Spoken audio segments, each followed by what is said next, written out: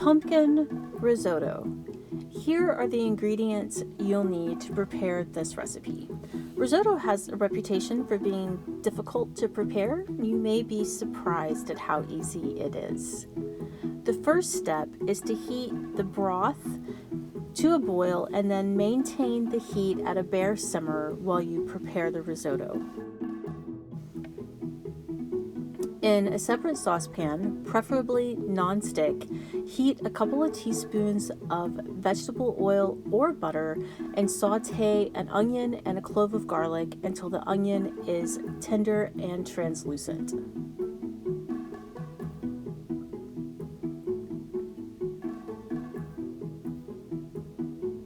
Stir in a cup of arborio rice.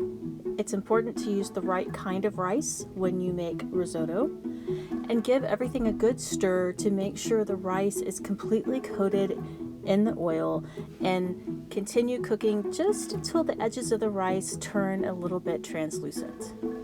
Next, add a bit of dry white wine and cook the mixture until most of the wine has evaporated. Next, add a bit of freshly grated nutmeg and about 1 cup of the hot broth.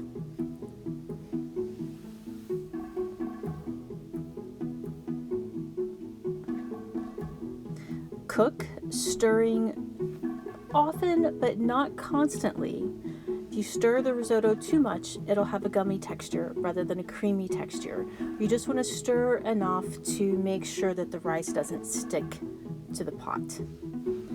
Cook until most of that broth has been absorbed by the rice, which will take about 5 minutes, and then add another cup of broth and continue cooking and adding broth and cooking and adding broth, making sure to stir frequently enough that the rice doesn't stick, but not too often, until all of the broth has been absorbed by the rice and the rice is tender with just a bit of bite. You want it kind of like al dente pasta. And then you'll stir in the remaining ingredients. In this case, we're using canned pumpkin puree, Parmesan cheese, plenty of salt and ground black pepper, and a bit of butter. The risotto should take about 20 to 30 minutes total to cook. It's about 5 minutes to saute the onion and then 20 to 25 minutes for the rice to absorb all of the broth. I hope you enjoyed this video. For the complete recipe and others, please visit us at arkansasonline.com/cooking.